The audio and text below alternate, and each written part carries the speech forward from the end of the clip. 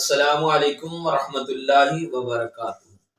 حق خطیب سے بھی بہت بڑا فتنہ ہے سر اٹھا رہا ہے، اور قوم اس سے ناواقف سی ہوتی جا رہی ہے، آنکھیں چرانے لگی ہے، اور وہ معاملہ جو اتنے بڑے فتنے کے خلاف ہونا چاہیے تھا یقیناً نہیں ہو رہا۔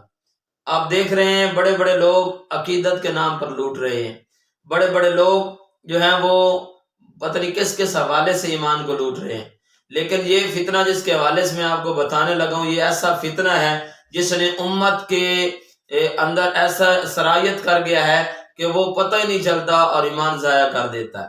یہ جو کچھ آپ نے دیکھا ہے یہ کچھ بھی نہیں ہے، ابھی میں جو بتانے لگا ہوں یہ بہت بڑا فتنہ ہے، اور یقین جانیے اگر آپ مسلمان ہیں اور ویڈیو دیکھ رہے ہیں تو مکمل ویڈیو دیکھ کے فیصلہ آپ نے کرنا ہے کہ اس فتنے کے خلاف آپ متحد ہوئے ہیں یا نہیں ہوئے۔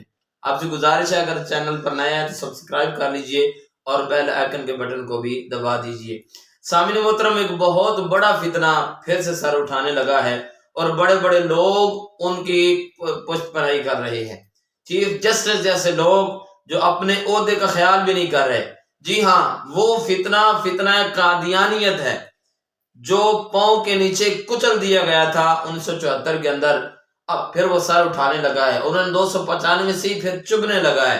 اب فیصلہ آپ کا ہے، ویڈیو چھوڑ کے جانا چاہے تو آپ جا سکتے ہیں، لیکن ایمانداری سے بتائیے گا قوم جس طرح یہاں متحد ہوئی ہے، قوم جس طرح اس حق خطیب والے معاملے میں سوشل میڈیا ہو، اور اسی طرح جناب ٹویٹر ہو، فیس بک ہو، جہاں بھی ہو، یوٹیوب، یہ ویڈیوز ڈالی بھی جا رہی ہیں، ہر ایک نے اقرار الحسن کا ساتھ بھی دیا ہے، تو کیا اب اس معاملے میں سارے خاموش ہو جائیں گے؟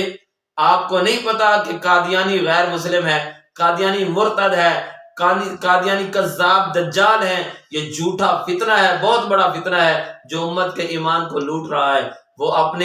وہ جو گند ہوتا ہے ان کو عبادت گاہ کا نام دے کر مسجد کی طرح بنا نہیں سکتے، وہ قربانی نہیں کر سکتے، اسی طرح وہ جناب والا اپنے آپ کو مسلمان نہیں کہلوا سکتے۔ اب چیف جسٹس نے یہ بیان دیا ہے کہ انہیں آزادی ہونی چاہیے، اسلام کسی پر سختی نہیں کرتا۔ اب میرا آپ سے سوال ہے، کیا آپ سوشل میڈیا پر آواز اٹھائیں گے؟ کمنٹ میں اس کا رائے کا ضرور اظہار کیجئے گا۔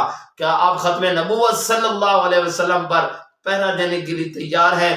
تو ہمیں ہر دم ہوشیار رہنا ہے، یہ لوگ کسی وقت بھی اس طرح کا حملہ کر سکتے ہیں، لیکن انشاءاللہ ختم نبوت صلی اللہ علیہ وآلہ وسلم کے فدائیان سوئے ہوئے نہیں ہیں، جاگتے ہیں، اپنا سب کچھ انشاءاللہ نچھاور کر دیں گے، لیکن ختم نبوت صلی اللہ علیہ وآلہ وسلم پر کبھی آنچ نہیں آنے دیں گے۔